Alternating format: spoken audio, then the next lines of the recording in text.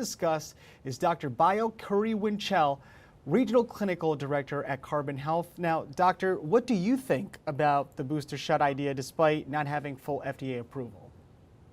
Well, first, I just want to say thank you for having me. I think this is an added layer of protection. We know over time, sometimes vaccines, really decrease in their ability to protect us. And so this is another layer of protection in hopes that we can really combat all of the new variants that are involved with the coronavirus. Now, at the current vaccination rate, is there a concern that rolling out a campaign for COVID-19 boosters could kind of fall on deaf ears? There is a concern. I think this is the time where we really have to change, the narrative, find out why people are hesitant to get the vaccine, as well as utilize trusted messengers. I think that is key in really making headway in really getting that buy-in for people to get vaccinated. Now, more than 121,000 children, well, child COVID-19 cases, that is, were reported last week in the U.S. What does this uptick mean for the return to schools?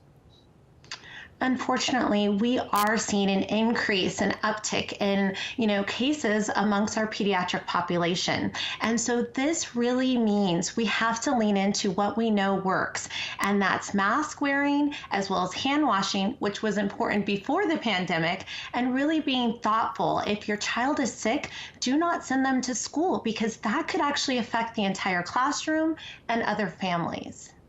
Now, with this introduction of the booster shot, do you think there'll be a new hesitancy when it comes to just boosters alone, in addition to the original 2 doses?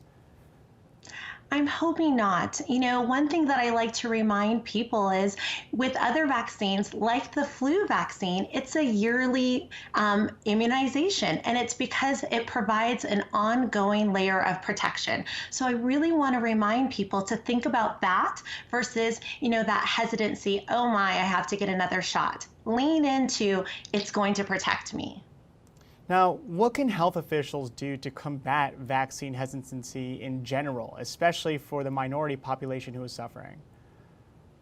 It is so important to really think about representation and trusted messengers. I think that is key, and that is something that we have to really make a change in that arena, because right now we've kind of continued with the same messaging, and we have to make a change in really utilizing those trusted messengers as well as doctors and nurses of all colors. I think that is key.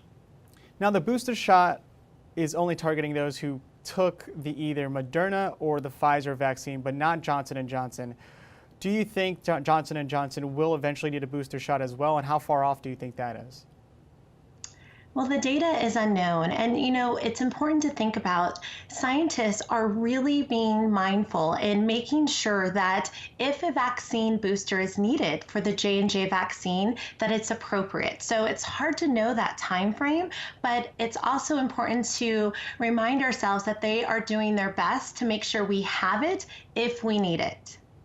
Now, as you know, kids are getting more sick. There's hospitals that are being overwhelmed. If you had one message to those who are anti-vax, what would it be? As a mom and a doctor, really think about protecting your entire family. We know that this vaccine can provide a layer of protection.